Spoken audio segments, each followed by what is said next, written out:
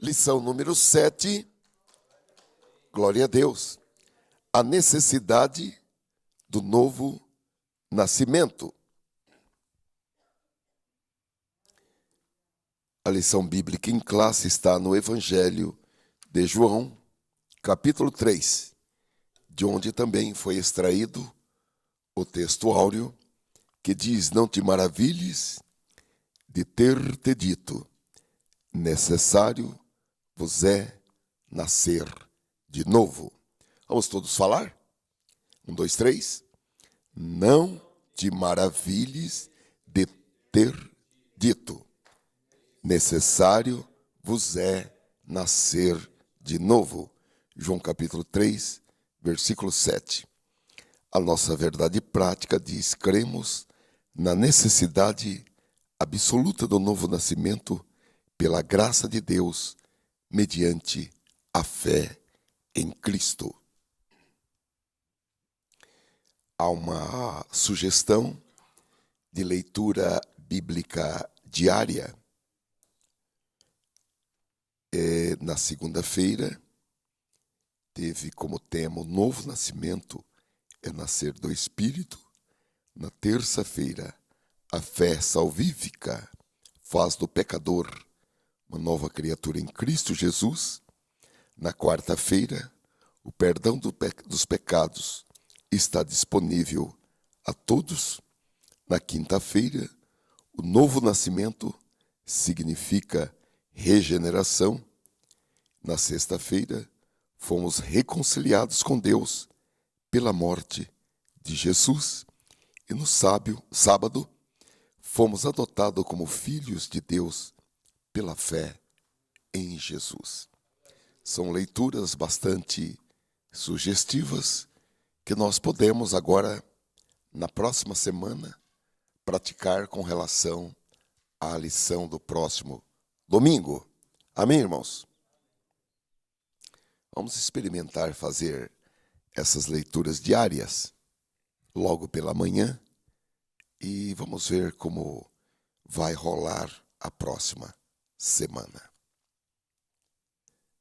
Glória a Deus. Vamos estar de pé para a leitura bíblica em classe.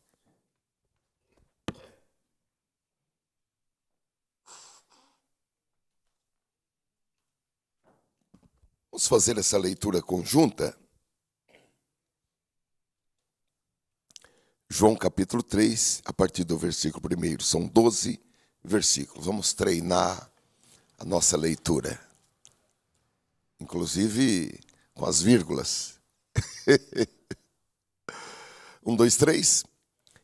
E havia entre os fariseus um homem chamado Nicodemos, príncipe dos judeus. Este foi ter de noite com Jesus e disse-lhe: Rabi, bem sabemos que és mestre vindo de Deus, porque ninguém pode fazer estes sinais que tu fazes, se Deus não for com ele. Jesus respondeu e disse-lhe: na verdade te digo, que aquele que não nascer de novo não pode ver o reino de Deus. Disse-lhe Nicodemos: como pode um homem nascer sendo velho? Porventura, pode tornar a entrar no ventre de sua mãe e nascer? Jesus respondeu: na verdade te digo, que aquele que não nascer da água e do Espírito não pode entrar no reino de Deus. O que é nascido da carne é carne, e o que é nascido do Espírito é Espírito. Não te maravilhes de ter te dito, necessário vos é nascer de novo. O vento assopra onde quer, e ouves a sua voz, mas não sabes de onde vem, nem para onde vai. Assim é todo aquele que é nascido do Espírito. Nicodemos respondeu e disse-lhe: como pode ser isso? Jesus respondeu e disse-lhe: tu és mestre de Israel e não sabes isso? Na verdade te digo que nós dizemos o que sabemos e testificamos o que vimos, e não aceitais o nosso testemunho. Se vos falei das coisas terrestres e não crestes, como crereis se vos falar das celestiais? Glória a Deus. Olha, a gente aprende com Jesus até regras de conversação, né? Aqui ele está ensinando como ter um bom diálogo. É muito importante. Interessante a técnica que Jesus utilizou aqui neste diálogo para que a comunicação fosse uma comunicação eficaz. Oremos. Senhor, nós queremos te agradecer porque temos o privilégio de ter esta palavra tão completa, tão instrutiva, tão enriquecedora diante dos nossos olhos e diante dos nossos corações nesta manhã. Os nossos corações estão abertos para que o Senhor escreva a tua palavra em nossos corações de uma maneira indelével, para que esta palavra, Senhor, permaneça em nossos corações e seja, Senhor, o guia, a luz, a lâmpada para os nossos pés, para o nosso caminho, para o nosso pensar, para o nosso raciocinar. Ó Senhor, te agradecemos pelo privilégio que temos agora da meditação na tua palavra. Abençoa cada irmão, cada irmã, na recepção, Senhor, desta palavra, no entendimento desta palavra. E também o pastor Marcos, que estará fazendo esta ministração. Dá, Senhor, graça abundante, unção bastante, em nome de Jesus Cristo. Amém? Glória a Deus. Assim como estamos de pé, vamos receber o pastor Marcos. A paz do Senhor para os irmãos. Podemos se assentar. Muito bem, estamos agradecidos ao Senhor por esta manhã de domingo, Dia dos Pais. Queremos parabenizar todos os pais aqui do Brasil e os nossos alunos, pais. Eu não sei em outros países se também é comemorado o Dia dos Pais. É possível que não. Porém, aonde quer que esteja um país que comemora o Dia dos Pais no dia de hoje, receba aqui os nossos parabéns. Amém? Muito bem. Como disse o nosso pastor, nós estamos hoje com uma lição muito importante, como as demais lições que nós aqui pontuamos. Porém, hoje nós iremos dar sequência da lição de número 6, ou seja, esse trimestre é uma lição que vai dando assim sequência uma da outra. Se você está conosco pela primeira vez hoje, pela internet, e quer fazer aí um estudo mais aprofundado desse trimestre, é muito interessante que você possa voltar e nos acompanhar desde a primeira lição. Está aí no site, você pode voltar e acompanhar cada lição, porque ela vai se completando uma com a outra. Domingo passado nós falamos sobre o pecado, e hoje nós iremos tratar a respeito do novo nascimento, né? Vai se fechando este assunto entre si, e a necessidade do novo nascimento é algo que não se pode desprezar, porque ninguém consegue, jamais alguém consegue estar inserido no reino de Deus, ser filho de Deus, gozar dessa plenitude, sem passar pelo processo do novo nascimento, ou seja, sem ser regenerado. Isso não tem nenhuma possibilidade. Diria zero. Ele pode fazer tudo o que ele quiser neste mundo, tentar se trabalhar em todos os sentidos para estar inserido dentro da família de Deus, ser considerado filho de Deus realmente, mas não vai ser filho e não é impossível pela sua própria força, pelas suas próprias obras, ele conseguir fazer parte da videira. Ele jamais vai conseguir. Ah, mas eu sou um homem muito bom. Faço muitas bondades, minhas orações, evito o pecado, sou um homem separado da comunidade, faço jejuns todas as semanas, pode fazer o que quiser. Mas se você não tiver o encontro com Cristo, nenhuma possibilidade. Impressionante, irmão. Impressionante. E hoje nós vamos falar de um homem que extremamente religioso. Não só que ele era religioso, mas como ele fiscalizava os demais. Se estavam fazendo tudo certinho. Era um mestre em Israel que tinha o cuidado de estar supervisionando, um supervisor dos demais fariseus, enfim, na condução religiosa, e não era salvo. Tinha muitas práticas muito interessantes, porém não era salvo. Então hoje é um dia de muitas reflexões, eu penso, e fazer algumas reflexões e repensar e se livrar de algumas coisas que às vezes a gente carrega por cultura, e a gente vai carregando essa cultura e achando que está tudo certo, né? A gente depara muitas vezes com pessoas dizendo assim, não, mas eu estou fazendo assim porque meus pais ensinaram assim e vou morrer assim, eu não mudo. E sendo que Nicodemos foi um desses, que recebeu toda uma cultura dos seus pais, religião, e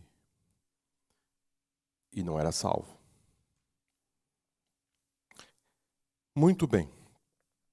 Vamos para a nossa introdução, né, irmãos? O tema da presente lição é de suma importância porque muitas pessoas estão equivocadas nas coisas concernentes à salvação. Assim como Nicodemos também estava. As boas ações, um padrão de vida exemplar e até mesmo a prática de algumas religiosidades sincera não conduz ninguém à vida eterna. O diálogo de Jesus com Nicodemos, um líder religioso honesto e sincero, revela a necessidade do novo nascimento para entrar no reino dos céus. Então, nessa introdução, nós vamos destacar a necessidade de o pecador ser regenerado, como disse aos irmãos. Também iremos pontuar que o novo nascimento é algo espiritual, não é algo carnal. Isso advém de algo não humano, e o processo desse novo nascimento vem da palavra de Deus, E também iremos aqui destacar, irmãos, que o homem regenerado, aquele que nasceu de novo, ele tem uma transformação. Porque quando ele nasce de novo, ele começa a ter outras práticas, outras práticas. E como disse aos irmãos no domingo passado, que por um homem entrou o pecado, né? Vocês se lembram? E o pecado se lastrou a toda a raça humana. E como que esse pecado passa? A Bíblia não vai explicar isso tecnicamente. Olha, o processo é assim. Você tem aí e passou por dessa forma. Não vai dar esses detalhes. Como também não vai dar o detalhe de alguém levantar as mãos e dizer eu aceito Jesus como Salvador, e a gente passa a dizer, agora o seu nome foi escrito no livro da vida, você nasceu de novo. E a gente olha assim, mas o que aconteceu? Dar assim, esses detalhes do que aconteceu na vida de um homem. O que aconteceu naquela hora? A gente olha, não vê nada. Eu não sei se os irmãos veem, mas eu não vejo nada. Mas aconteceu. Ele passou por um processo naquele instante, instantaneamente. Ele passou por um processo espiritual. E agora ele vai começar uma novidade de vida. Então você percebe que é pela fé. Não existe nada assim que é como o ladrão da cruz. Jesus disse hoje mesmo, tem um mosquito aqui, que estarás comigo no paraíso. Quem olhava via um malfeitor, um homem condenado à morte. Quando os homens foram tirar ele da cruz para executá-lo, porque as pessoas, os soldados romanos, antes do pôr do sol, efetuavam o processo de quebrar os ossos para ele não mais passar mais a noite e outros dias ali. Então a morte era uma morte de estrangulamento. Então quem olhava era um malfeitor, mas no olhar clínico de Deus era um filho de Deus, um salvo. Você percebe? É impressionante. E como Jesus disse a respeito para Nicodemos, o vento vem de onde vem, não sabe para onde vai, ou seja, é um fenômeno natural. Porém, pelo lado espiritual, o Espírito Santo está fazendo uma ação. A força desse vento vai fazer uma mudança. E é incontrolável, né? É incontrolável. A força do vento é impressionante que o vento, às vezes o sistema vai dizer, vem de um furacão aí, dá até a previsão da chegada, vai passar por aqui e vocês se escondem porque não tem como ter controle. É vocês que têm que fazer a mudança.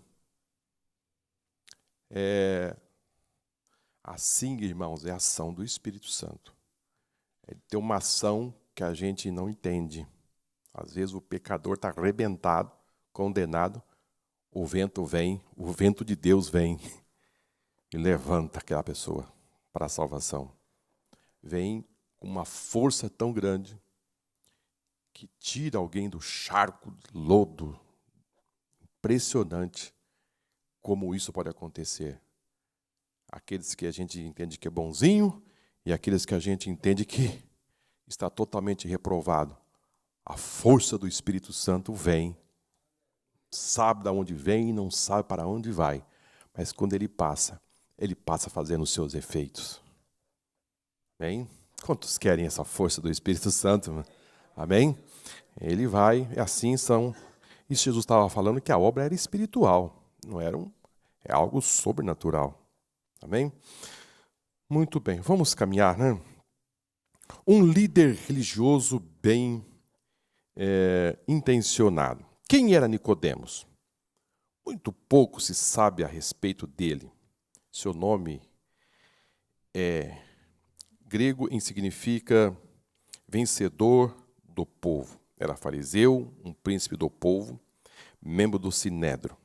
Nicodemos viu em Jesus algo que não existia em nenhum dos seres humanos, mas ainda assim parece que não queria ser visto pelo povo conversando com o mestre.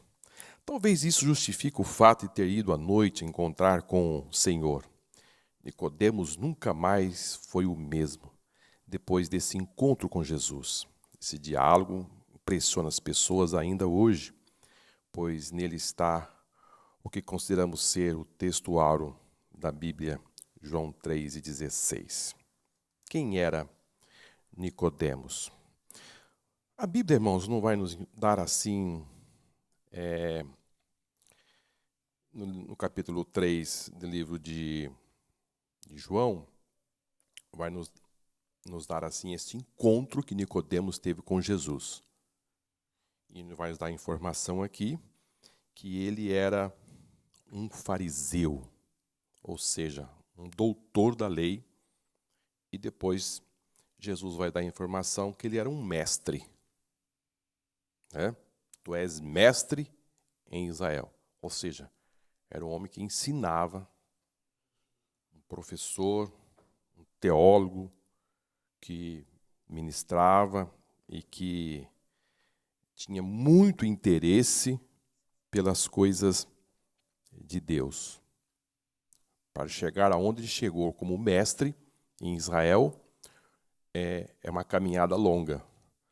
Fazer parte do Sinédrio era mais difícil ainda. Era um grupo fechado, né? E estar inserido, ter uma cadeira ali como mestre em Israel não era nada simples, não. Precisava de uma caminhada longa.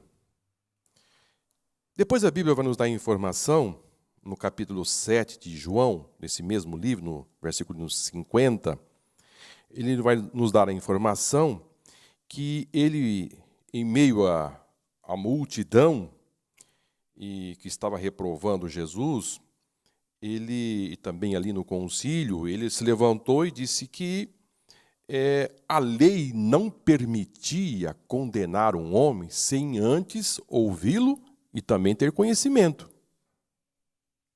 Ele era um homem que conhecia a lei, ele aplicou isso aí, disse: vocês estão querendo condenar um homem sem antes ter ouvido e ter conhecimento? Ele não disse no dia assim: olha, eu conversei com ele, eu tenho conhecimento dele, mas ele levantou a bandeira. Ele era um homem oculto, em virtude da posição dele ali, ele não quis dar assim grandes detalhes, mas ele levantou a voz e disse: espera aí, a lei diz que tem que primeiro ouvi-lo e ter conhecimento dos fatos. Vocês estão fazendo um julgamento aí sumário, sem ter nenhum conhecimento. Espera aí. Então significa dizer que ele foi atingido. Aquela palestra que ele teve com Jesus, parece que terminou assim, sem algum norte, né? Se irmãos lerem o capítulo 3 de João inteiro, parece que termina assim, sem dar um ponto de saída assim, para o que aconteceu, mas no capítulo 7 ele levanta a bandeira. Agora, é mais interessante ainda, irmãos, no capítulo 19 de João, nós vamos ter também aí a informação, em versículo 38, eu não vou ler aqui agora, mas só para deixar registrado, que ele aparece aí, muitas se fala de José de Arimateia, que foi sepultar Jesus, mas é bom frisar aqui nesta manhã que Nicodemos também fez parte. Ele acompanhou José de Arimateia, que pegaram aqueles 100 arretéis de aloés e foram fazer o sepultamento de Jesus. Ou seja, eles tiraram Jesus da cruz. Esses dois homens, ilustres, José de Arimateia e Nicodemos, foram até Pilatos, pediram para tirar o corpo de Jesus para fazer o sepultamento. Então, acho que foi um processo muito doloroso. Assim, mas imagine você tirar alguém da cruz, morto, e ele sabendo que era alguém que ele tinha tido uma conversa e que sua vida tinha sido mudada, né? Irmãos, imagine aquele momento que Jesus disse para ele assim: olha, assim como Moisés levantou a serpente no deserto. Assim importa que o Filho do Homem seja levantado. Mas imagine só quando ele olhou e viu Jesus levantado na cruz. E voltou no tempo. Lá ele disse a ele aí. Impressionante, irmão. Impressionante. Muito bem. Os fariseus. Os fariseus representavam o povo. E apesar de serem minoria na sociedade pré-cristã, exerciam forte influência na comunidade judaica. Eram membros do Sinédrio e tornaram-se inimigos implacáveis de Jesus. Esse grupo formava uma seita. O apóstolo Paulo declara que o grupo dos fariseus, a qual Nicodemos pertencia antes da sua conversão, era mais severa, seita do judaísmo. Os evangelhos estão repletos de provas do comportamento negativo dos fariseus e das suas hipocrisias. Tanto que a palavra fariseu tornou-se sinônimo de hipocrisia e fingindo até os dias de hoje, infelizmente, Nicodemos era diferente deles.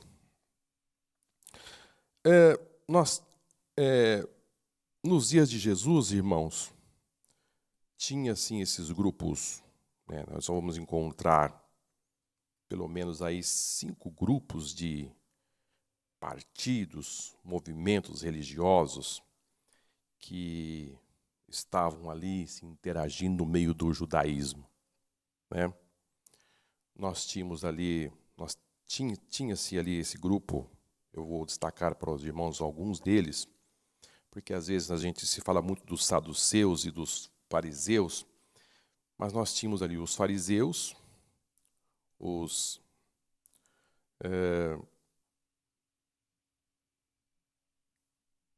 tínhamos ali os fariseus. Vamos começar pelos saduceus, né? Tínhamos os fariseus, mas vamos começar pelos saduceus. Quem eram os saduceus? Era um grupo religioso, que estava nos dias de Jesus. Mas quem eram eles? Eu trouxe aqui para os irmãos, para dar aqui um plano desses grupos políticos e religiosos que estavam ali em Jerusalém e as demais cidades ali na terra de Israel. Os saduceus eram uma elite religiosa de sacerdotes. Eles controlavam tudo que acontecia no templo e tinha grande influência política. O poder dos saduceus vinha de sua preocupação em manter boas relações com os invasores romanos. Para os saduceus, só os primeiros 5 livros do Velho Testamento, conhecido como a Torá ou o Pentateuco, tinha autoridade divina. Eles não focavam tanto em todas as regras dos fariseus e acreditavam que podia incorporar ideias gregas no judaísmo. Os saduceus não se davam bem com os fariseus. Jesus condenou os saduceus porque não acreditavam na ressurreição. Eles também ignoravam o mundo espiritual e muitas vezes se preocupavam mais com o poder político que com a obediência a Deus, conforme Atos capítulo 23, versículo 8. Quando o templo foi destruído, os saduceus deixaram de existir. Então, esse era um grupo religioso que estavam ali, no meio do judaísmo, inserido. Eles estavam mais no templo do que na sinagoga. E os fariseus estavam mais nas sinagogas do que nos templos. Depois nós tínhamos um outro grupo, irmãos, que eram os herodianos. Quem eram eles? O grupo de judeus que se opunham a Jesus e apoiavam Herodes, linhagem de reis judeus dos dias de Jesus. Favorecia o governo de Roma, de onde provinha as autoridades deles. Quem eram os fariseus? De origem desse movimento, teve como ponto de partida a classe trabalhadora. O surgimento deles provém de piedosos que pertenciam à luta armada de Judas Macabeus. Eles provinham, na época de Jesus, das camadas sociais dos artesãos, pequenos comerciantes e gentes pertencentes à classe média. Tinham características de serem nacionalistas, de odiarem os estrangeiros. Na época de Jesus eram moderados, aceitavam políticas de convivências impostos pelos conquistadores romanos. Na Judéia, eles faziam políticas dos sacerdotes de Jerusalém, da classe rica de Jerusalém. Nós tínhamos também um outro grupo que chamava os Zelotes. Os Zelotes. Quem eram os Zelotes? Era uma seita judaica radical do tempo de Jesus. Os Zelotes acreditavam na luta armada contra os romanos, esperavam um Messias guerreiro. Simão, um dos 12 apóstolos, era conhecido como Zelote. Simão era aquele que qualquer coisa ele, espada na mão, queria resolver as coisas através da luta armada. Foi por isso que, não se lembra que quando Jesus estava ali, naquele confrontamento com os sumos sacerdotes, aqueles líderes, e ele já foi logo tentando resolver o problema, de que jeito? Ele sacou da espada e já disse que ia tirar a cabeça de um. Mas acertou a orelha daqueles homem chamado Malco. Foi quando Jesus pegou a orelha dele, eu acho que deu uma limpadinha e, na sua veste, foi lá e colou. Foi por isso que Pedro tinha também era conhecido como Zelote. O nome Zelote vem de zelo, que significa devoção fervorosa. Os zelotes levaram sua devoção à palavra de Deus ao extremo, acreditando que devia fazer tudo para defender e, se precisar, matar as pessoas. Para os zelotes, a dominação romana era uma afronta que não podia ser tolerada. Israel era a nação escolhida de Deus, mas os romanos não criam em Deus e nem o honravam. Os judeus não se deviam associar aos gentios, por isso os romanos precisavam ser expulsos da Terra Santa, usando a força. Os zelotes causavam várias rebeliões violentas contra o Império Romano. Ao longo de cerca de 100 anos, todas as rebeliões falharam. Uma das maiores rebeliões incitada pelos zelotes culminou na destruição do Templo de Jerusalém no ano 70. Como Jesus tinha predito, conforme Marcos capítulo 13, versículo de 1 a 2. Os essênios eram um grupo de religiosos entre os judeus que tinha sua própria interpretação das Escrituras. Queriam manter a pureza do judaísmo. Eles eram uma comunidade bastante fechada e alguns se isolavam para o deserto. A Bíblia não fala muito desse grupo. Então eu trouxe para os irmãos aqui que não havia somente os fariseus ali e os saduceus. Tinha os essênios, tinha os zelotes, tinha os herodianos, que também ali se fechavam em si com os seus entendimentos a respeito das Escrituras. Muito bem, vamos caminhar. Sinais efetuados por Jesus. Pouco tempo depois das bodas de Caná da Galileia, Jesus retornou à Judéia, subindo a Jerusalém. Era a sua primeira aparição pública na capital, quando Nicodemos lhe procurou. Nessa ocasião, Jesus operou muitos milagres. E estando ele em Jerusalém pela Páscoa durante a festa, muitos, vendo os sinais que Jesus fazia, creram em seu nome. Esses milagres atraíram Nicodemos. Talvez ele tinha se referido a esses feitos milagrosos quando se dirigiu a Jesus, pois disse que ninguém podia fazer esses sinais que tu fazes se Deus não for com ele. Queridos,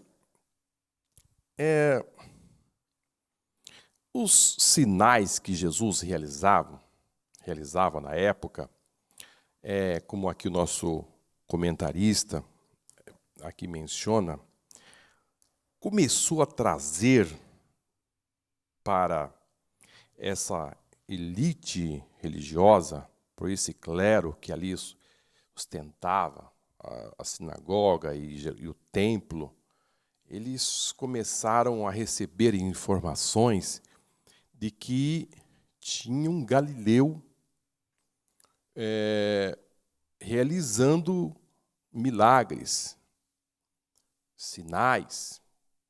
Assim, interessante, começou a movimentar ali as reuniões que eles faziam no templo e começaram a discutir a respeito do que Jesus fazia, os sinais que ele realizava, e a coisa começou a tomar espaço ali dentro daquelas reuniões, no sinédrio ou quem sabe pelos corredores do templo, e dizendo: você viu, ele curou um leproso, ele ressuscitou, ele deu vista a um cego.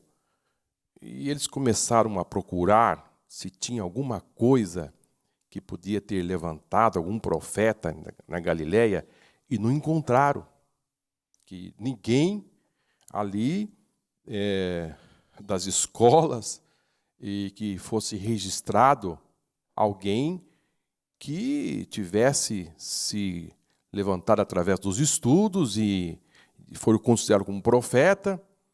E, de repente, Jesus aparece no meio do povo, sem ter passado por um processo de escolas. E começaram a dizer: mas não tem nada registrado que se levantou alguém como profeta na Galileia. Como é que ele pode ser um galileu e se tornando um líder religioso? Então, nós começamos a perceber que começou a trazer intrigas entre eles para reconhecer quem era Jesus como sendo alguém vindo da parte de Deus. Vocês estão entendendo? Então, alguns começaram a dizer: não, mas ele veio de Deus, ele é de Deus, porque... E outros começaram a dizer: de Deus não é. Isso aí só pode ser uma força de demônio. Olha aí. Só pode ter algo do mal que pode estar sendo sobre esse. Esse é um representante do inferno, do diabo. Porém, um outro grupo começou a entender que não, porque alguém que fazia aqueles milagres, e nós percebemos que começou a entrar em choque os líderes religiosos. E Nicodemos, ele vai dizer algo aqui, que ele vai ali representando um grupo de pessoas, como que dizendo: olha, você vai lá conversar com ele, tirar informações para nos trazer aqui. Porque se nós ficarmos somente aqui dizendo é e não é, e ficar discutindo sobre esse assunto, seria interessante você ir lá. Por que eu estou dizendo isso, seus irmãos? Porque ele vai dizer, irmãos, vejam o que ele diz aqui assim: e foi ter de noite com Jesus e disse: Rabi, bem sabemos. Ele vai dizer no plural, bem sabemos. Ou seja, ele está representando um grupo de pessoas que entende que ele é mestre e vindo da parte de Deus. E Nicodemos ia levar lá para o templo algo que ele ia colher de Jesus. Diz: mestre, bem sabemos que tu és mestre vindo da parte de Deus. Então, ele vai buscar informação para trazer para o templo, porque a coisa estava esquentando ali entre eles para reconhecer quem era esse Galileu, se era da parte de Deus ou não. Porque, como nós lemos aqui pelo comentarista, eles não aceitavam ali a chegada de Jesus como um líder vindo da parte de Deus, e odiavam. E os irmãos sabem que culminou essa classe, esse clero religioso, culminou de que forma? Levantando testemunhas falsas, colhendo, até pagando, arrumando tudo aquilo para levar Jesus à morte. quem matou, quem levou Jesus para Herodes, para Pilatos, e enfim, fazer todo aquele movimento, não foi as autoridades romanas. Quem fez tudo isso foi as autoridades religiosas da época, representada por Caifás, por Anás, os principais dos sacerdotes, enfim. Porque diziam, nós vamos perder o nosso lugar. Então nós queremos a morte desse homem. Essa é a dura realidade. Então, foi exatamente isso que aconteceu com Nicodemos. Ele vai abordar Jesus a respeito. É impressionante, irmãos, que nessa conversa, você pode olhar aí na sua leitura Bíblia em classe, que ele chega até Jesus de noite. Muito se diz que ele foi ali oculto para não se tornar notório, porque um mestre em Israel, um homem reconhecido, vai conversar com quem? Vai conversar com o filho de um carpinteiro, que não tinha um reconhecimento na época, apenas estavam nessa cogitação toda. Então ele vai de uma forma oculta à noite para ter essa conversa com Jesus. E ele chega, irmãos, como que dizendo, eu sou mestre aqui. E o Senhor também nós reconhecemos que é mestre, porque ele diz assim, bem sabemos que és mestre vindo de Deus, porque ninguém pode fazer esses sinais que tu fazes, se Deus não for com ele. É impressionante que ele chega com elogios. Ele chega elogiando Jesus, dizendo, olha, nós sabemos que tu és mestre, que tu és vindo de Deus, porque ninguém consegue fazer os sinais que tu fazes, se Deus não for com você. Ele chegou massageando Jesus, só que Jesus, irmãos, não se deixa assim levar, não se deixou levar por esses elogios, não. Às vezes, nós somos tentados, através de elogios, dar uma, assim, a gente recebe um elogio, massageia o nosso ego, a gente fica assim lisonjeado, né? E às vezes até se oculta. Mas é impressionante, irmãos, a postura de Jesus aqui. Assim, é impressionante. Não vem me dizendo que eu sou mestre, que você não vai ouvir o que você precisa. Não vem fazendo esses reconhecimentos que você não vai ouvir aquilo que você precisa.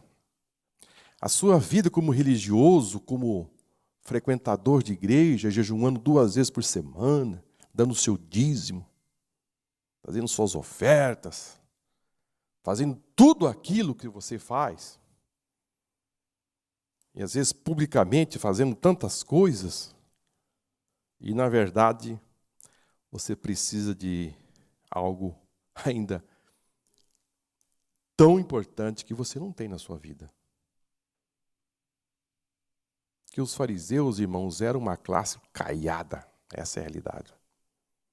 Eles tinham uma capa, uma caiação por fora, para fazer tudo publicamente para as pessoas, e na verdade eles estavam podres por dentro. Podres. Eles tinham assim uma ostentação, e como que se tivesse a chave do céu e do inferno. Eles diziam quem ia para o céu, quem ia para o inferno. Ou seja,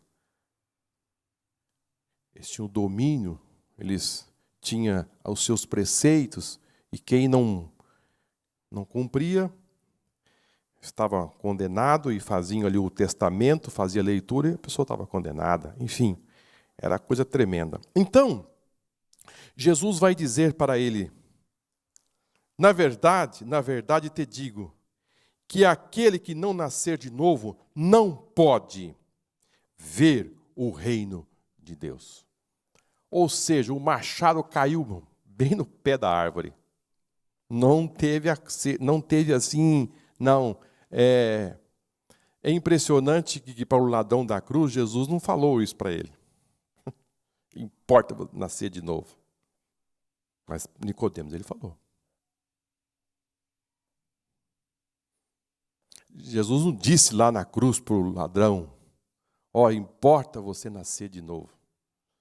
Quando ele começou a falar aquelas palavras, Jesus disse, hoje mesmo estarás comigo no paraíso. É muito lindo, viu, irmãos? A metodologia de Jesus para tratar com as pessoas era assim tão diferente. Para esse religioso, Jesus disse, você precisa nascer de novo. Você precisa passar pelo processo do novo nascimento. Tudo isso que você está fazendo, Nicodemos, não serve para nada. Essa é a realidade. Ou seja, você precisa morrer e nascer de novo.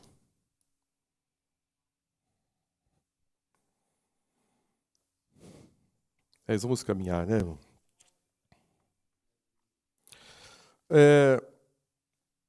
O novo nascimento. É necessário nascer de novo. Talvez Nicodemos esperasse uma resposta elogiosa, como retribuição das boas e sinceras palavras ditas por Jesus. Mas ele se surpreendeu com a declaração do Mestre.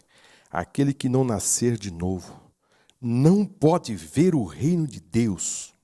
Essas palavras significam nascer de novo é nascer da água e do Espírito. O que significa regeneração?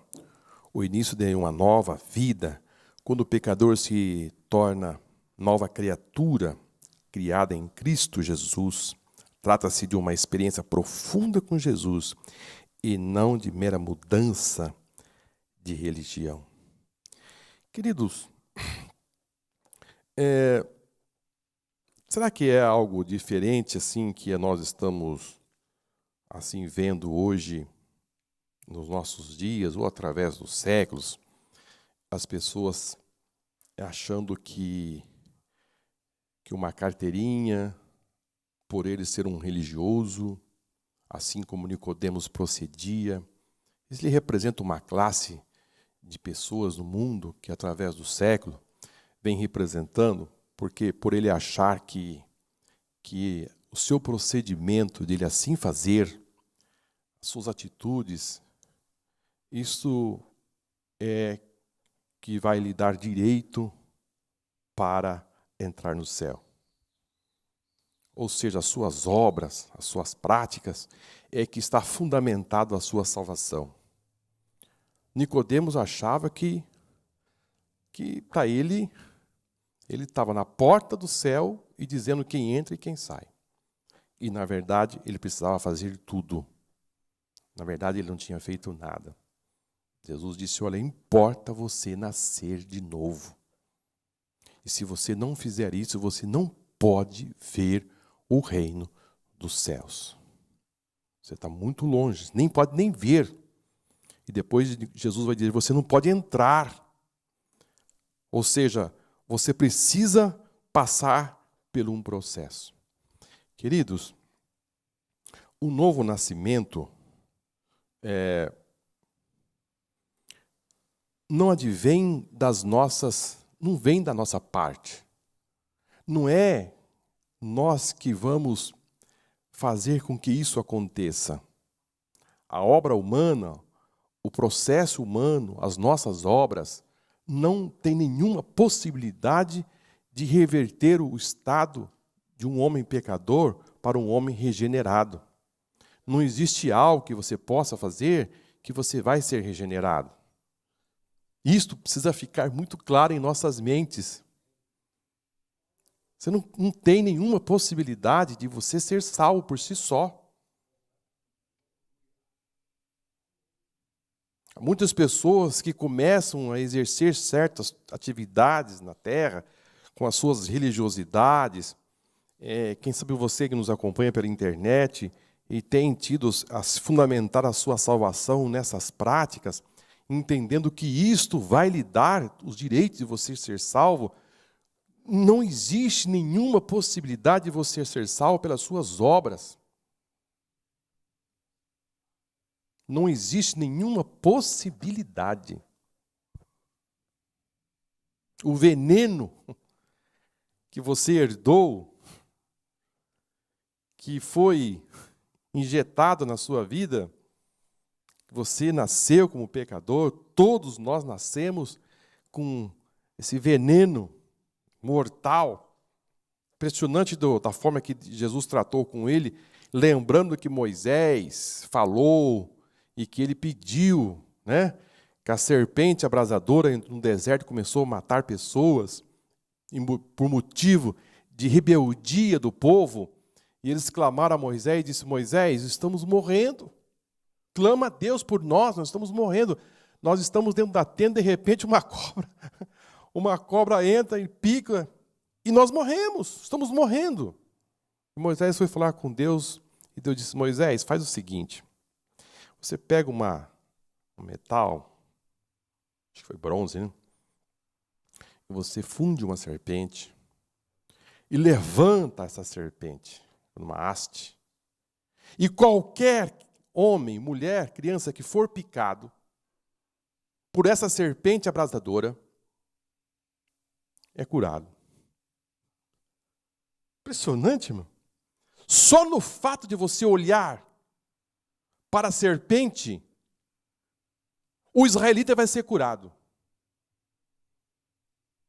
Que milagre, irmão. Porque uma serpente venenosa, quando ejacula o seu veneno, você tem poucas horas para você correr até um posto médico, para ali você tomar uma vacina, para reverter aquele quadro. Mas no deserto foi diferente. Não precisava de vacina, não precisava de nada. Só olhar. Então, o israelita era picado. Ele era trazido para fora do arraial e olhava para a serpente. O veneno da serpente perdia o efeito e a pessoa ficava sã. Jesus disse assim: assim como Moisés levantou a serpente no deserto, importa que o Filho do Homem seja levantado. Olha que comparação, irmão. Então, a pessoa picada pelo veneno olhava, ficava sã. Não dependia, irmãos, nada do assim. Ele não tinha como por si só ele ser livre daquele veneno. Ele tinha que olhar. O que Jesus quis dizer foi o seguinte: o homem agora, ele tem esse veneno, irmãos, do pecado, que está levando ele à morte. O que ele precisa fazer agora para se livrar deste veneno? Porque o veneno, irmãos, do pecado caiu sobre Jesus. A Bíblia diz que ele se fez pecado por nós. A Bíblia diz que Deus resolveu moê-lo por nós. Deixou ele enfermo na cruz. O pecado da humanidade caiu sobre ele. O veneno estava lá. Agora a humanidade precisa fazer o quê? Olhar para ele. Olhar para Jesus. E quando você olha para Jesus, você está dizendo o seguinte: eu não consigo me salvar. Eu não consigo me libertar desse veneno, eu vou morrer. E se você vai morrer, antes de morrer, faça uma coisa: olha para Jesus. Porque Jesus vai anular esse efeito, esse veneno que você carrega, para que você tenha vida. Então o homem agora, ele precisa entender o seguinte: eu estou caminhando para a morte, mas se olhar para Jesus, se eu aceitá-lo, o seu sacrifício, e se eu me render a Ele, e passar por esse processo, e entender que Ele é o meu Salvador, que Ele vai trazer o processo de uma nova vida na minha vida, eu vou ser salvo. É isso, querido. É simples, não é complicado, não. Mas você precisa andar nesta vida entendendo que você precisa de um Salvador para você ser salvo. E o homem, irmãos, sem Jesus, sem esse processo, ele é egoísta, ele só pensa em si, ele tem outros padrões. Né? Ele não pensa em ninguém, ele só pensa em si, ele é soberano, ele é dono do seu nariz, não é assim? Eu tomo conta das minhas emoções, eu que mando da minha vida, ninguém manda em mim, é eu que dirijo a minha vida. Isso é um homem sem Deus, sem o processo do novo nascimento. Mas quando ele passa pelo processo do novo nascimento, ele fala, Jesus agora que controla a minha vida. É Ele que domina as minhas emoções. É Ele que vai ter que passar por Ele primeiro, porque eu entreguei a minha vida a Jesus. Eu me entreguei, eu nasci de novo. Agora, a vida que eu vivo não é mais eu, mas é Cristo que vive em mim. Isso é ter nascido de novo.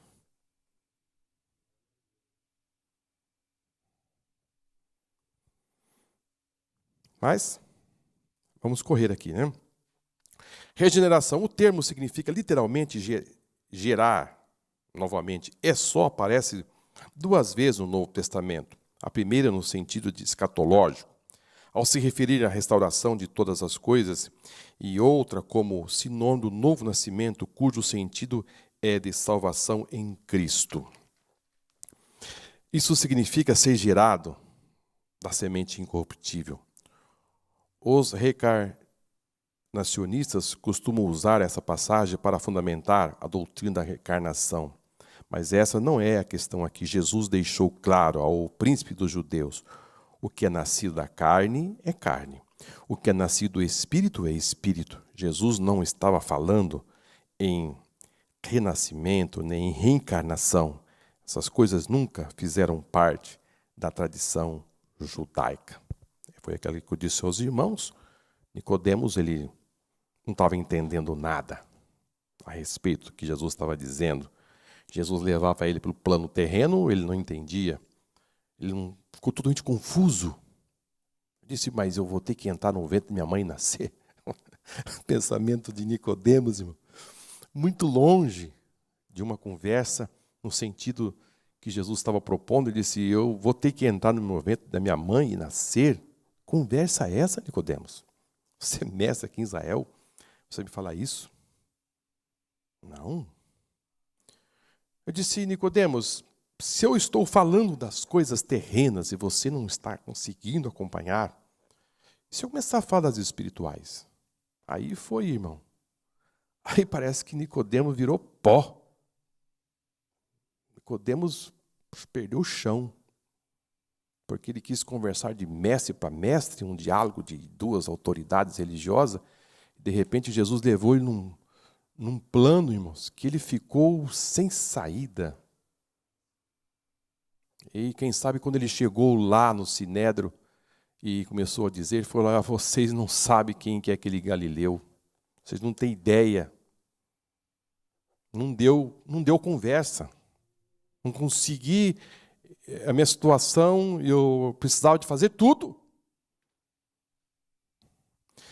A perplexidade de Nicodemos. Muita gente pensa que Deus está preocupado com religião, mas essas pessoas estão enganadas, pois a vontade de Deus é a comunhão com a sua criatura inteligente. O problema é que existe uma barreira que se chama pecado. Foi Deus a iniciativa de comunicação com Adão, logo após a queda. Quando Deus mandou Moisés levantar o tabernáculo, manifestou o desejo de habitar no meio do seu povo. Por fim, Deus assumiu a forma humana e o Verbo se fez carne e habitou entre nós. O novo nascimento é a restauração da comunhão com Deus e não significa seguir um conjunto de regras religiosas ou éticas. Isso estava muito longe da forma de pensar de Nicodemos e de muitos religiosos ainda hoje. Queridos, o legalismo, regras impostas pelos homens, que aqui no caso de Nicodemos, e tantas regras que foram aí passadas para, assim, no meio do povo,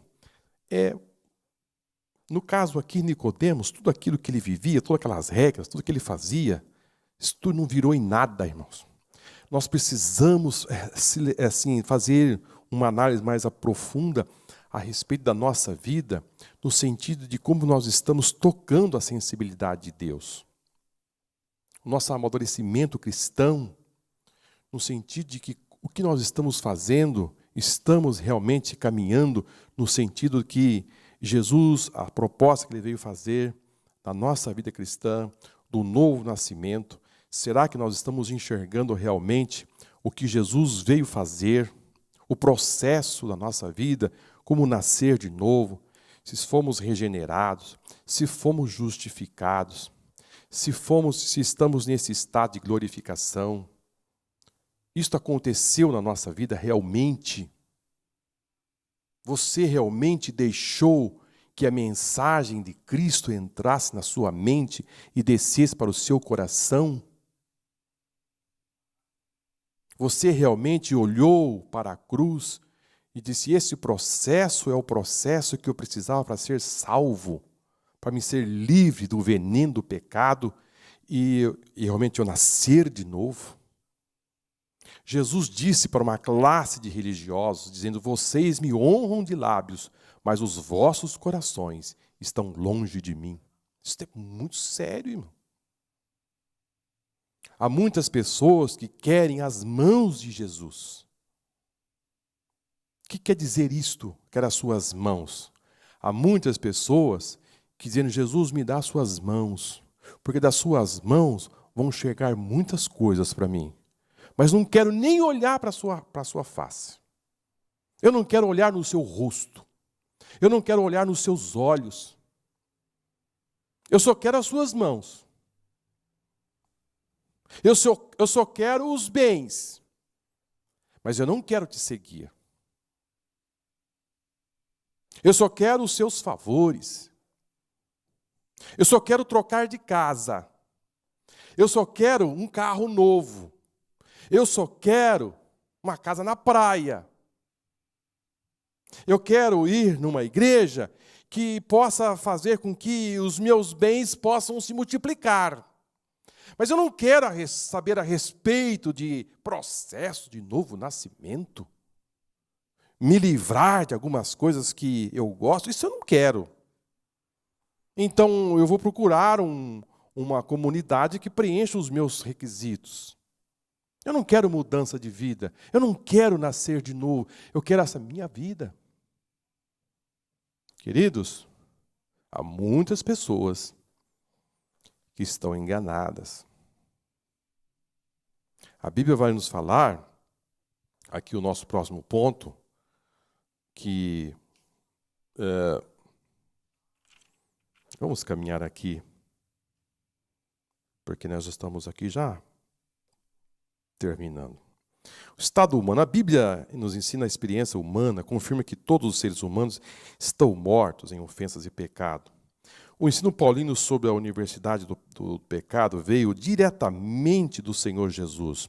Em sua base está em muitas passagens do Antigo Testamento. Nicodemos, como mestre em Israel, deveria estar inteirado sobre o assunto. Além disso, Jesus usou a linguagem bíblica ao lhe comunicar a necessidade do novo nascimento. Trata-se de uma necessidade imperiosa, porque todas as pessoas estão mortas e precisam reviver, receber a vida espiritual. Precisamos de uma experiência nova com Cristo. O homem, irmãos, ele está morto pelos seus pecados. Ele está na prática do pecado, então ele morreu, ele está morto. O seu espírito morreu. Ele é um cadáver ambulante. Ele está morto, espiritualmente ele está morto. Ele precisa ser acordado. O seu espírito precisa ser vivificado. Paulo vai falar muito a respeito desse assunto, que o homem, nos seus pecados, ele está morto. Ele morreu, ele precisa ser tocado pela palavra. E a única forma dele passar pelo esse processo do novo nascimento é ouvindo a palavra de Deus. E quando ele ouve, ele recebe, ele tem um entendimento que ele precisa do perdão dos seus pecados, ter um encontro com Jesus. Diz: para mim, para ter a salvação, eu preciso dele. E eu preciso que Ele me perdoe, que eu possa mudar de vida e começar uma nova caminhada. Saulo de Tarso, ninguém no mundo nasce, isso aqui eu achei muito interessante, ninguém no mundo nasce cristão. Todos os seres humanos nascem pecadores. A salvação é individual e pessoal.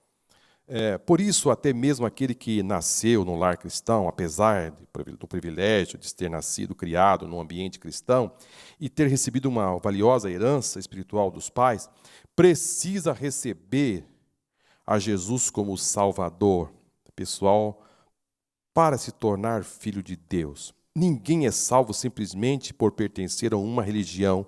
Isso aqui precisa ficar muito claro em nossas mentes. Ninguém é salvo porque você pertence a uma religião.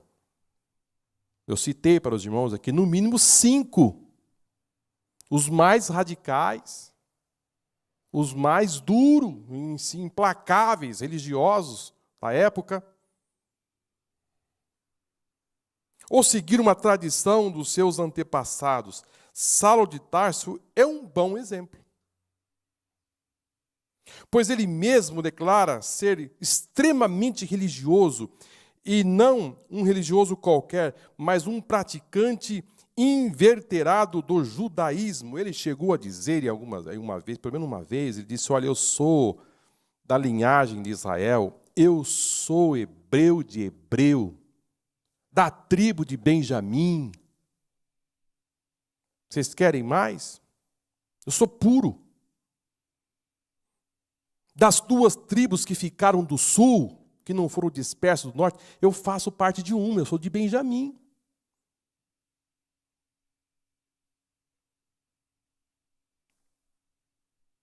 E estava longe. Estava totalmente errado. Achando que estava cuidando das coisas de Deus, achando que estava fazendo tudo certo, achando que eu estava, como que dizendo, Deus, aplaudindo todos os meus trabalhos aqui na terra, achando que eu estava já com o pé no céu, fazendo um trabalho magnífico para Deus. No meu entendimento, eu estava fazendo tudo certo, como religioso, implacável. É isso, queridos, que nós precisamos entender, que essas práticas, se você não passar pelo processo do novo nascimento, nada está valendo.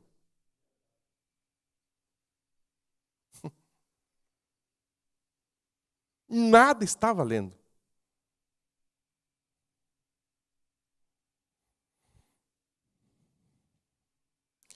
Depois da sua experiência com Jesus, ele se considerou o principal entre os pecadores. Olha que diferença, irmão. Ele teve um encontro com Jesus e disse, sabe uma coisa? Dos pecadores eu sou o principal. Ele vai para o outro lado. Ele achava que ele era o melhor. Depois que ele encontrou com Jesus, ele disse, eu sou o mais fraco, eu sou o pior. Ele começou a colocar o filtro, ele disse, tudo errado. E descreveu o seu estado de miséria diante de Deus, igualando os seus demais pecadores, insensatos, obedientes, extraviados, servindo às várias concupiscências de deleites, vivendo em malícia, inveja, odiosos, odiando uns aos outros. O centurião Cornélio. Não existia salvação em Jesus. Nicodemos e Paulo eram israelitas e professavam a religião dos seus pais antepassados. Abraão, Isaque, Jacó, Samuel, Davi e outros patriarcas, reis, profetas do Antigo Testamento. Mas Cornélio era romano e mesmo assim, talvez por influência da religião judaica, era piedoso, temente a Deus com toda a sua casa e fazia muitas esmolas ao povo e de contínuo orava a Deus. Observe que essa atitude de Cornélio tinha aprovação divina. Mas ninguém é salvo pelas obras. Por isso o apóstolo Pedro foi enviado para falar com Cornélio sobre a salvação em Cristo. A descrição bíblica da conduta de Cornélio se repete ao longo da história humana, nas mais diversas culturas e civilizações. A conversão envolve fé, arrependimento, regeneração. A salvação é um dom de Deus mediante a fé. Queridos, essa lição, ela é de suma importância para nós. Cornélio, ele tinha uma prática que eu achava assim muito interessante, porque às vezes a pessoa ele tem um desejo de fazer as coisas e fazer as suas orações e dar esmola, mas Cornélio ele tinha algo a mais. Não só ele fazia, mas também toda a sua casa. Ou seja, quem estava debaixo do seu teto tinha que fazer as orações, o jejum, dar esmola. Tudo que aquela casa fazia, irmãos, tudo que aquela casa gerava, no sentido de fazer coisas importantíssimas, no sentido de você fazer as orações diárias, jejuar, dar esmola, ser uma pessoa piedosa. Vamos imagine só. E isso, a Bíblia nos diz que chegou diante de Deus, irmãos. Essa prática impressionante, irmão, tocou os céus. Lá no céu, lá na terra tem um homem chamado Cornélio. Ele é um romano, ele é um homem de guerra. Ele é um homem, porém, ele tem uma atitude diferenciada. O céu se mobilizou no sentido de tocar Pedro para ir até a sua casa para levar o plano da salvação. E o homem, com tudo isso, não é salvo? Não é salvo. Existe, irmãos, uma ponte que o homem precisa passar. Existe uma ponte. Se ele ficar do outro lado da ilha, fazendo tudo o que ele queira fazer, no sentido benéfico para a sociedade, para os homens. Paulo chegou a dizer, se o homem pegar todas as suas propriedades e dar aos pobres, mas se não tiver amor, nada valeu. Mas como entender isso?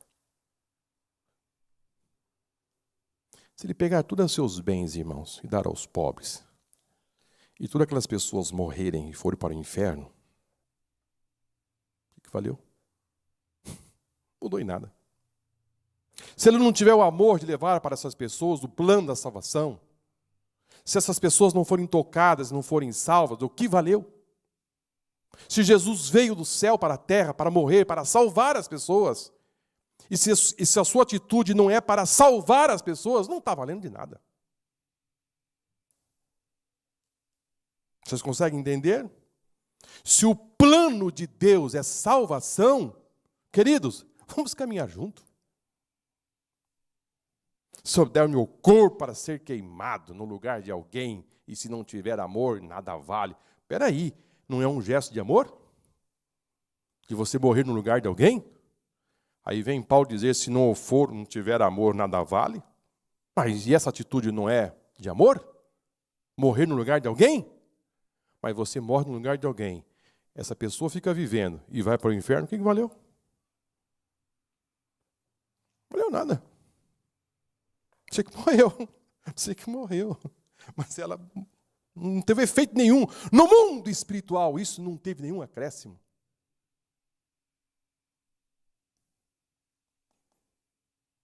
Não acrescentou em nada. A mesma coisa, um crente chega, irmãos, de uma outra igreja, e diz, eu vou transferir para esta igreja aqui. Amém, maravilha. Um crente veio de uma outra igreja, está congregando conosco aqui. Maravilha. No mundo espiritual não houve acréscimo.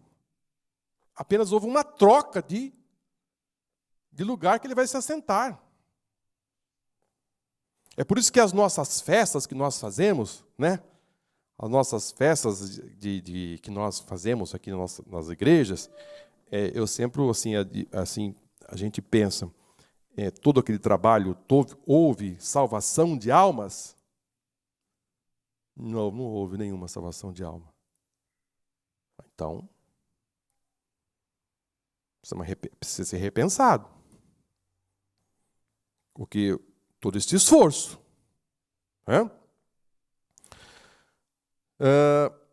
Então, Cornélio ele tinha todo esse trabalho e não era salvo. Agora, queridos,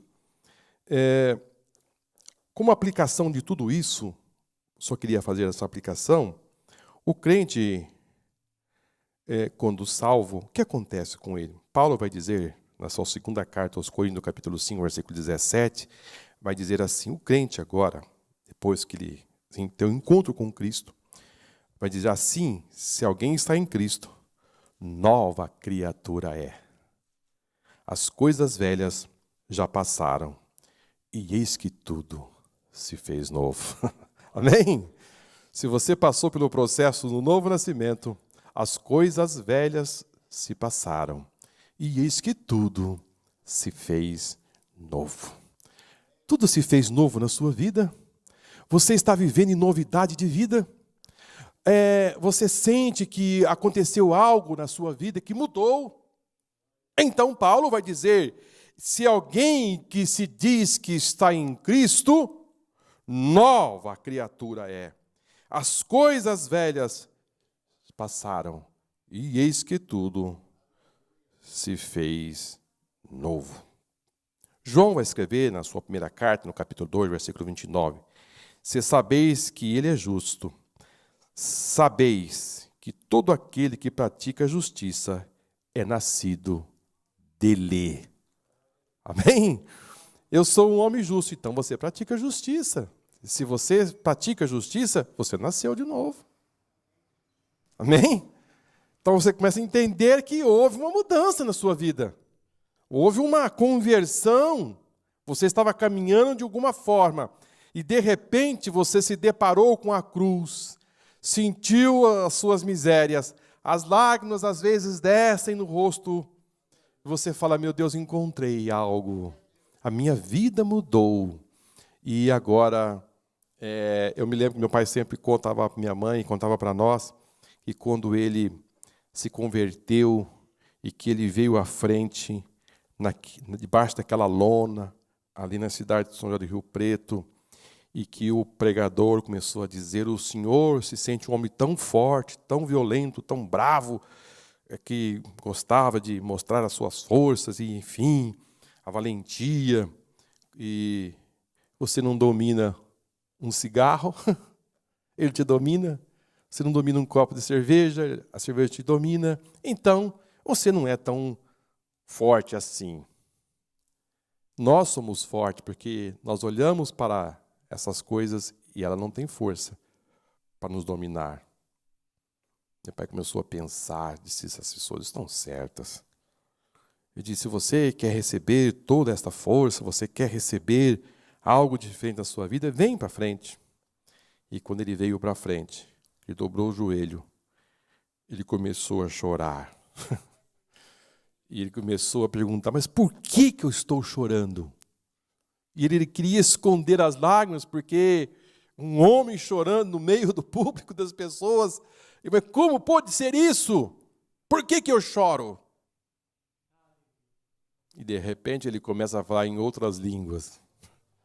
E aí ficou mais apertado ainda. Queridos, o impacto é tão forte que a pessoa começa a entender que algo mudou na sua vida.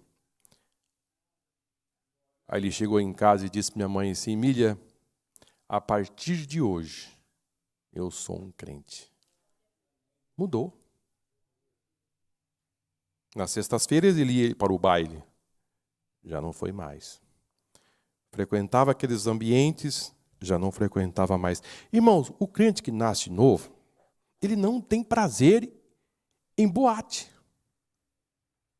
Ele não tem prazer em baladas. O crente, o homem que nasceu de novo, ele não tem prazer no mundo, irmão. Ele não tem prazer em frequentar esses ambientes. Ele nasceu de novo, ele tem agora uma nova caminhada. Ele vai andar com Deus. O Espírito Santo é o seu companheiro. Aleluia! Ele tem uma novidade de vida. Ele tem um novo vocabulário, ele tem um novo pensar, ele tem um novo agir, ele tem um novo proceder. A Bíblia diz, aquele que roubava, não rouba mais. Aquele que mentia, não mente mais. Então ele mudou. Agora, para nós encerrarmos, já passei 10 minutos, que eu acho muito lindo. Queridos, aqueles que servem a Deus é protegido por Ele. Você tem uma proteção. Isso é bonito, irmão. Você serve ao Senhor, você tem uma proteção. Você tem uma proteção vindo da parte de Deus. A Bíblia nos assegura isso. Primeira carta de João, no capítulo 5, versículo 4.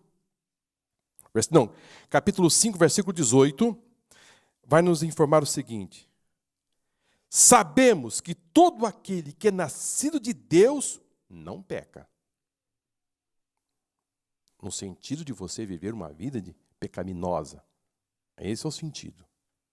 Você não tem prazer no pecado. Mas o que de Deus é gerado, conserva-se a si mesmo e o maligno não toca. Amém? Não, o maligno não vai lhe tocar. Existe uma proteção, existe uma blindagem toda especial da parte de Deus na sua vida. Você foi gerado de novo. Você nasceu de novo. Houve um processo. E Paulo vai dizer: não sabeis vós que vós estáis escondidos em Cristo e em Cristo em Deus. Então descansa. Descansa no Senhor. Ainda hoje, muitas pessoas religiosas, sinceras como Cornélio, e pessoas de bem, intencionadas como Nicodemos, mas elas precisam nascer de novo da água e do Espírito para herdar o reino de Deus. A nossa tarefa como cristão e comunicadores do Evangelho é falar sobre a necessidade do novo nascimento, não somente ao pecador, mas também a muitos Nicodemos e Cornélio que estão à nossa volta. Você já conversou com alguém que diz assim: você quer aceitar Jesus como Salvador? Ele vai dizer assim para você assim: eu já tenho Jesus. Eu já tenho. Ah, você já tem? Tenho. Você não quer? Não, eu tô na religião dos meus pais, mas eu tenho Jesus já. Não quero mudar uma mudança, não quer fazer nada. E não quer, achando que a religião do seu pai é que vai lhe dar direito a tudo. Eu já tenho os meus procedimentos, não preciso. Eu sou um Nicodemos, eu sou um Cornélio, eu sou um religioso, eu tenho as minhas práticas religiosas e eu estou já garantido, porque o meu pai, meu avô, minha avó, lá a nossa comunidade, a nossa família, já nos fechamos que está tudo certo, não precisa de mais nada. Não é por aí o caminho. O caminho está aqui, na palavra do Senhor. Tem que passar, tem que aprender, tem que entender o que você precisa fazer para você ser salvo. Amém? A Bíblia nos dá o norte desse caminho. Muito bem? Vamos para casa. Vamos para casa. Agradecido ao Senhor por esta manhã maravilhosa. Por você que esteve conosco pela internet, nos acompanhando, que Deus possa iluminar a sua mente, que você possa estar bem esclarecido a respeito desse novo nascimento, de tudo que você precisa entender. Não é difícil, muito simples, mas você precisa abrir mão de algo da sua vida, entregar-se para Jesus e reconhecer que você precisa do Salvador para ser salvo.